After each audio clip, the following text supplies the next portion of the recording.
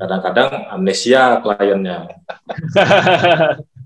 Kapan saya bilang itu Pak? Nah, kadang-kadang hal seperti itu tuh terjadi, entah apakah itu disengaja atau tidak disengaja, tapi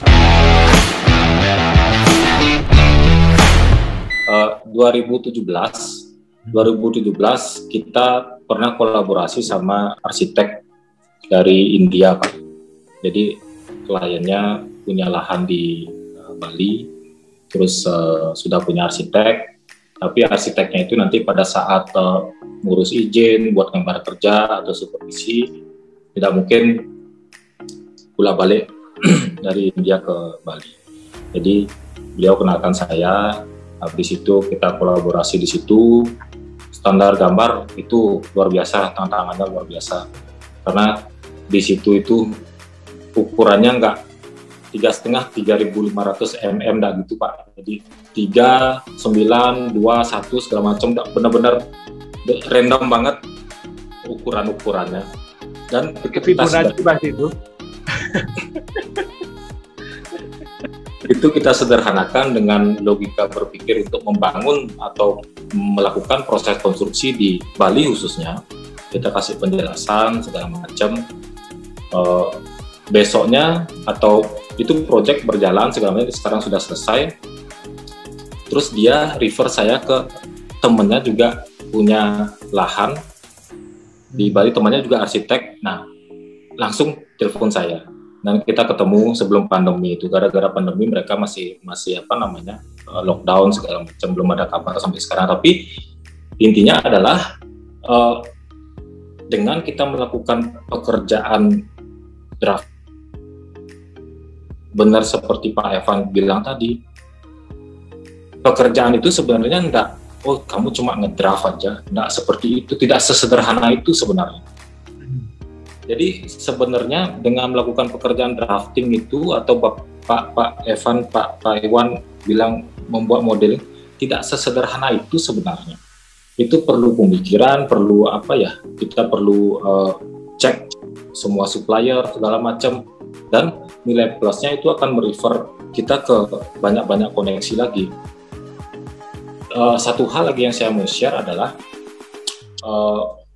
dari sisi finansial pun itu terbantu, karena kan mereka kontraknya kalau luar itu kan dolar, kalau kita konversikan ke dolar itu lumayan darinya Pak. Maksud saya seperti itu. Dibanding kalau kita mengerjakan itu sendiri dengan fee rupiah kita.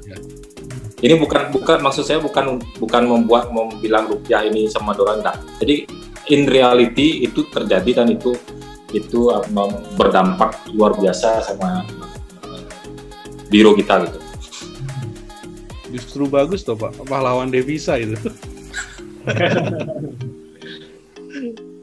Ya, tapi dari ujarannya Pak Hendra tadi, yang aku banyak belajar tuh akhirnya tuh ini. Waktu kita bilang bahwa kita adalah desainer, entah itu desainer interior atau desainer grafis ataupun arsitek, kita nggak boleh terpatok sama end produk kita tuh adalah desain gitu. Karena waktu kita ngasilin desain kan sebenarnya banyak sekali turunan-turunan produknya kan, entah gambar CAD-nya, modelingnya, semua itu tuh sebenarnya even sampai tadi ke pengawasan, semuanya itu tuh justru bisa jadi hook-nya buat kita cari klien, bisa jadi diversifikasi buat kita nawarin jasa yang lain gitu. Dan karena jadi masuknya dari situ. Yes. Kayak gitu. Jadi kayak sebar umpan yang banyak gitu. Nah, itu. Karena ujung-ujungnya kan kita kalau aku sering cerita ke temanku tuh, mau usaha apapun dibanding bikin pabriknya dulu, lebih baik cari pasarnya dulu, ya nggak sih? Ya. Mau jualan roti daripada belajar bikin rotinya dulu, mendingan beli ke orang lain dulu rotinya terus jualin dulu. Setelah ini baru gerak ke hulu gitu kan. Itu kan yang Pak Hendra jalanin kan sebenarnya. Karena Pak Hendra melihat ada market di drafting itu. Di drafting, di pengawasan, ya itu adalah market tersendiri yang mungkin ya. Dan di yang lokal arsitek itu harus ya, internasional arsitek harus ada lokal arsiteknya. Ya itu sebenarnya penting. Itu ada market lah.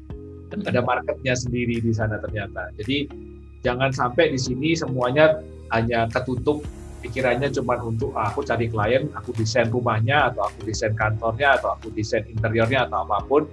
Tapi ternyata kalau kita buka lagi, kalau kita lihat lagi, peluangnya itu sebenarnya banyak. Gitu. Yeah. Nah, kita bisa dapatnya dari mana? Di sana. Itu yang harus kita cari. Karena masing-masing orang mungkin, kalau kita bilang hokinya beda-beda gitu ya. Mungkin dia bisa masuk, mungkin, oh yang ini kebetulan dapat kesempatan, Pak Hendra kebetulan dapat kesempatan banyak dari drafting awalnya. Jadi dia bisa berkembang dari drafting. Dan dia tiba-tiba dapat kesempatan untuk pengawasan. Dijalanin juga. Akhirnya direferensikan juga. Nah, itu makin lama makin banyak dia masuk. Kayak gitu. Ya, sama ini satu lagi Pak. Builder atau kontraktor juga berperan besar dalam merekomendasikan. Karena pada saat kita melakukan pengawasan, kita berada di pihak yang independen, dalam artian memang kita dibayar oleh klien, tapi kita juga bekerja sama dengan kontraktor itu untuk mewujudkan bangunan itu.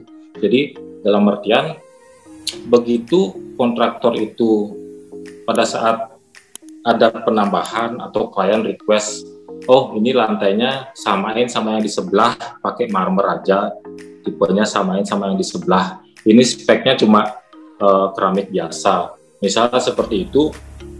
Biasanya kalau misalnya proyek yang tanpa pengawasan atau supervisi itu, kontraktor ya udah main hajar, cabut lantainya, ambil semennya, langsung order marmernya, pasang slab, kinclong. Besok pada saat mau nagih, kadang-kadang amnesia kliennya. Kapan saya bilang itu Pak? Nah, kadang-kadang hal seperti itu terjadi, entah apakah itu disengaja atau tidak disengaja, tapi di situ kita menjadi penengah. Dalam arti begitu ada request seperti itu, tim saya yang in charge di project itu, saya minta untuk buatkan, kalau kita sih bikinnya di sini kayak format surat instruksi SI 01, 02 sampai sekian. Jadi SI 01 itu perubahannya apa, gambarnya seperti apa, volumenya berapa, dan di bawah itu ada 2 kolom Pak. Kolom pertama adalah apakah pekerjaan ini menyebabkan penambahan biaya, itu bisa dicentang iya atau tidak, kalau iya besarnya berapa. Apakah perubahan pekerjaan ini menyebabkan penambahan atau pengurangan waktu, ada iya atau tidak, waktunya nambah berapa lama atau berkurang berapa lama. Itu klien tanda tangan, kita email itu. Kita email, kalau mereka amnesia, tinggal forward aja email itu Pak. Nggak usah bicara, forward emailnya, sign, dan itu harus dituntaskan administrasinya. Nah, hal-hal seperti ini itu baru satu contoh kecil sebenarnya.